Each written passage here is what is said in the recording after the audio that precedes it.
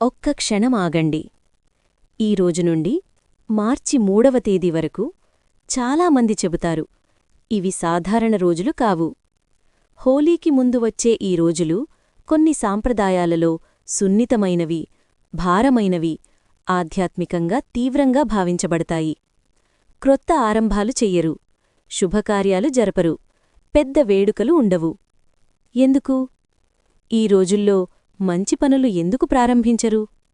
చరిత్రలో ఏమి జరిగింది ఈ కాలాన్ని ఇంత శక్తివంతంగా మార్చింది? వింటారా? ఇది హోలికా కథ. ఎన్నో సంవత్సరాల క్రితం హిరణ్యకశిపుడు అనే శక్తివంతమైన అసురరాజు పాలించాడు. భయంకరమైన తపస్సు చేసి బ్రహ్మదేవుడిని ప్రసన్నం చేసుకుని దాదాపు అమరత్వం పొందే వరం పొందాడు.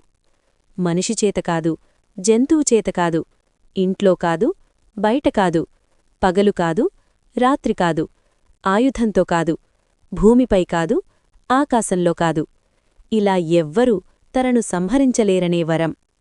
ఆ శక్తితో అతను కేవలం రాజ్యం చెయ్యలేదు, తననే దేవుడిగా ప్రకటించాడు.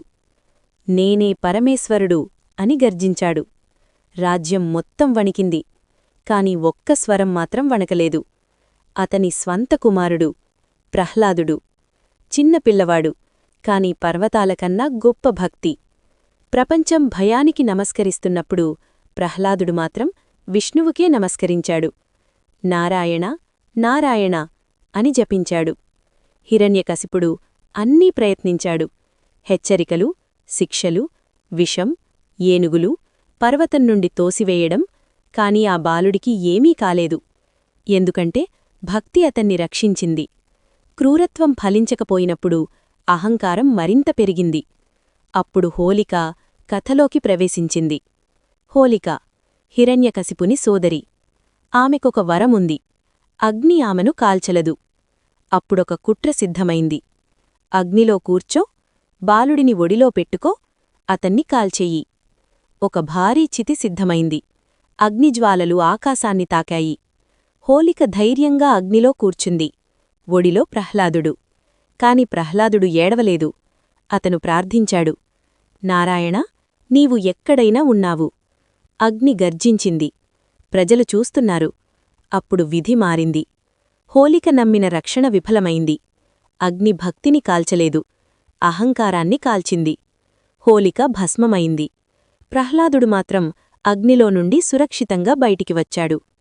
ఆ రాత్రి హోలికా దహనంగా ప్రసిద్ధి చెందింది. అహంకార దహనం, అధికార దుర్వినియోగం నాశనం.